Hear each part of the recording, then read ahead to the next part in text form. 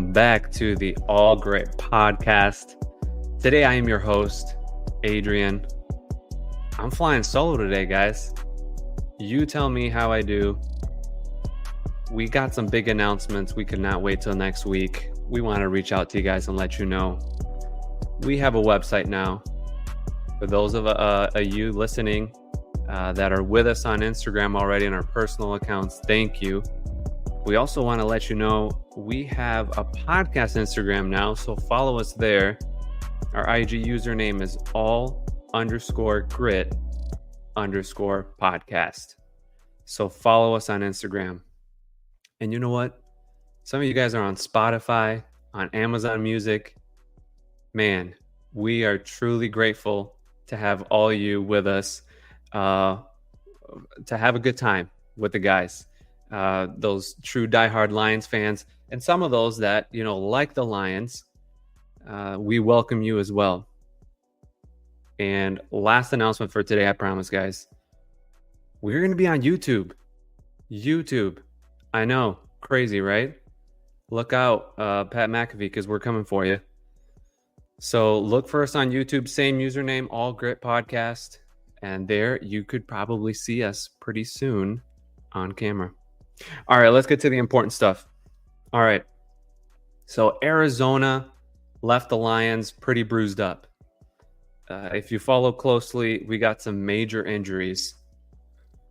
Frank Ragnow, our anchor, one of our heart and soul of the team, of our offensive line, he is hurt with a partial pectoral muscle right in the chest.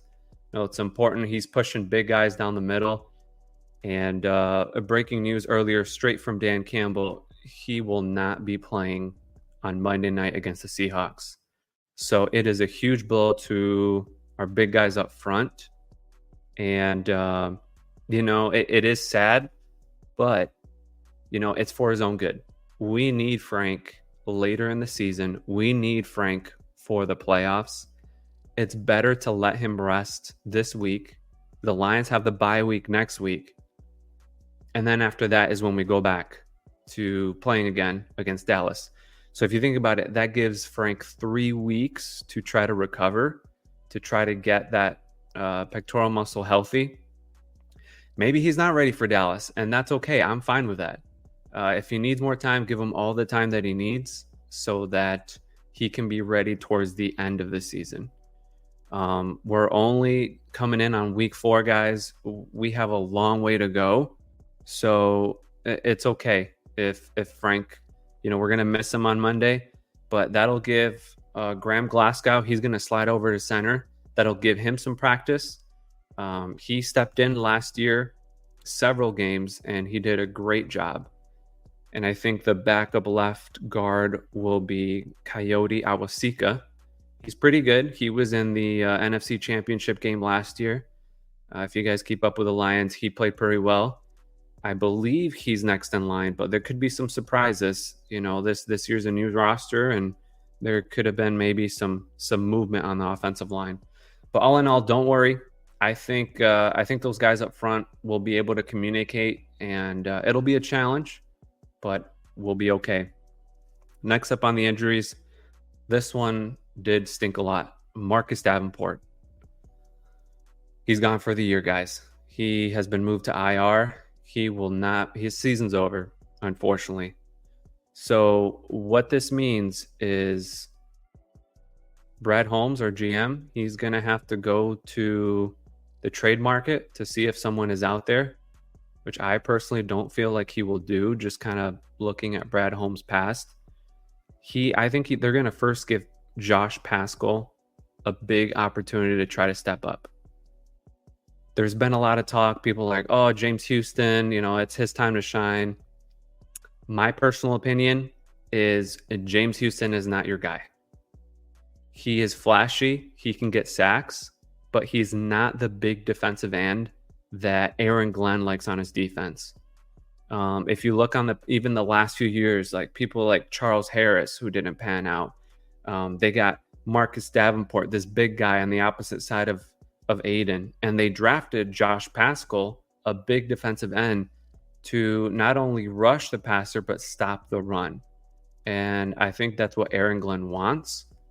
So that's why I don't think that James Houston is ever going to fill that role. James Houston is just a specialist off the edge when they know it's 3rd and long to just go get the quarterback. That's what James does. And hopefully he can get back into shape like he was at the end of 2022. But Josh is going to have to step up, man. He's going to have to play big for us. And hopefully, he's going to be given a big opportunity. This could be a career move for him if he can fill in that role before the trade deadline. I'm sure they're going to be looking around the league to see if there's any wise or prudent moves that the Lions could make. But I don't see them making a big splash move for like Max Crosby or someone big. All these big names have been thrown around. I really doubt that Brad would give away those valuable draft picks that he knows how to use on someone coming from the outside. So I think we'll be okay on that end, and I guess we'll watch on Monday, see how Josh does. Next up on the injury list, Aleem McNeil. Injury report today said that he was back at practice, so that is a really good sign. He's day to day, so he'll probably be a game time decision. Hopefully he'll play Monday night. It's trending in the right way. And linebackers, Derek Barnes on IR. They say that he'll be back by hopefully towards the end of the season. But I think we're going to be okay in that room. If there was any position group where we'd have a player, gone for an extended period of time, I would pick the linebackers because there's so much good depth there.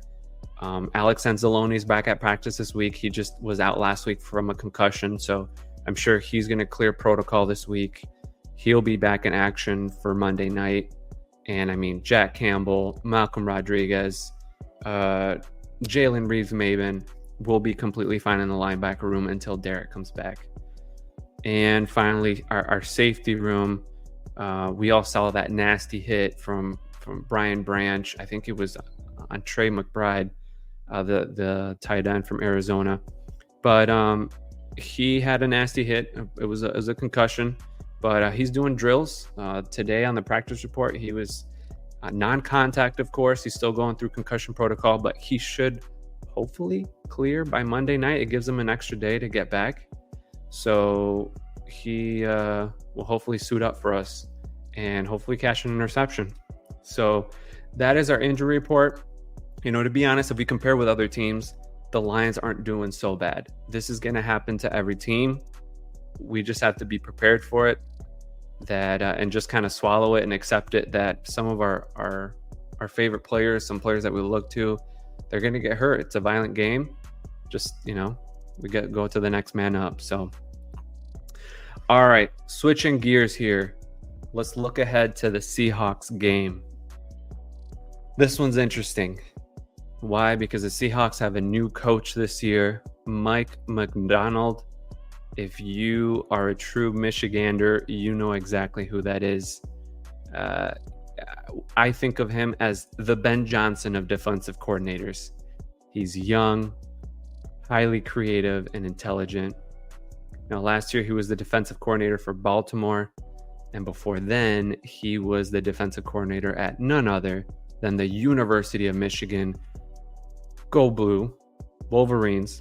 So we're all very familiar with Mike Macdonald, and he's ascended. He deserves it. He's a head coach now for the Seahawks, and they are hot right now at 3-0. So, last year, Mike Macdonald, he was the defensive coordinator for Baltimore.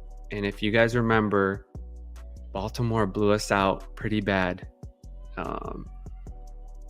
Macdonald's defensive scheme, man, it really stopped our entire offense, and they were hot leading into that game. It was probably, I would say, the ugliest game last year that the Lions played, where they were just completely dominated by the other team. But now everything's on film. Ben Johnson can take a look at that and see what Mike Macdonald schemed for him. Obviously, it's a whole different other team now. He's the head coach, and he's got different players, but it's still the same philosophy, the same scheme, the same mentality that Mike McDonald will use in his defense. So at least now Ben Johnson can kind of prepare for it and won't be as surprised as he was last year. So the Seahawks, surprisingly, they are hot right now. They are undefeated at 3 wins, 0 losses. Yeah, if you really look at the schedule, they have not really played some top-tier teams. It's been against the Broncos, with a rookie quarterback. It's been against the Patriots with Jacoby Brissett, and that was in overtime. And then last week, they played Miami without Tua Tagovailoa. So, and at that, Skylar Thompson, their backup, he got hurt. So then they put in Tim Boyle, the third stringer, in that game. And of course, Miami lost. So all those teams in common is that no real quarterback has really played against that Seahawks defense. But even so, Lions are favored to win. I really want this win, guys.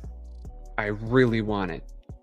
The Lions have lost, I believe, the last 6 matchups against the Seahawks. It's ridiculous. Year after year, we have not been able to beat that team.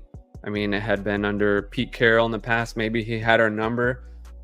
Now with a new coach, hopefully it's different. But I just really want to get over the hump of beating the darn Seahawks. They always somehow squeeze out a win, whether it's in Seattle or in Detroit.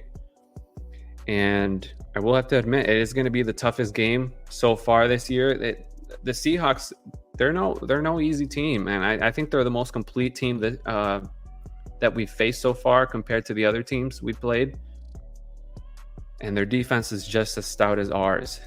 Their secondary, man, Devin Witherspoon, Tariq Woolen, their safeties are good. It's going to be a challenge for Jared Goff for that secondary. So I'm expecting a low-scoring game, honestly. It might be a low-scoring game. It might be not as exciting to watch on a Monday night. We might have to make sure we're awake. But I think both defenses are really going to keep those offenses in check. Now, I will say that the Seahawks, their offensive line, note this, they've given up 8 sacks so far this year, and Geno Smith has thrown 3 interceptions in 3 games. So that tells me there's an opportunity for our defense to get some turnovers. Turnovers can win games. Kirby Joseph, the rest of our defense, they'll have opportunities to intercept or cause some havoc with Geno in the offense, with their offensive line being kind of shaky.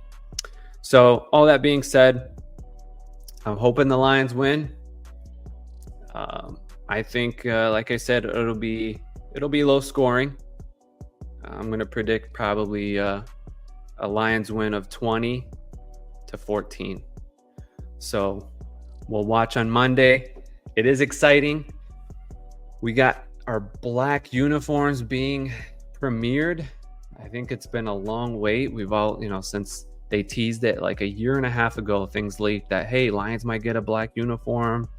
And then finally they revealed it. And now our first game with them on. I'm looking forward to it, guys. The pictures, they look nice. And then it's another thing to see it on Monday Night Football with the lights on. Hopefully maybe there's a blackout in the stadium at Ford Field. It'll be awesome.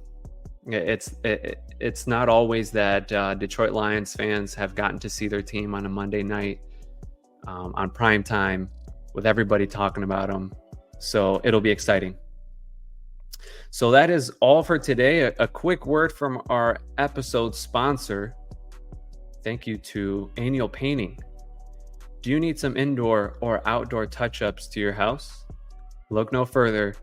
Annual Painting has got you covered. Contact Caleb Aniel for covering the greater Grand Rapids area. So that's it, folks, for today. Thank you for joining. This has been the All Gritt Podcast.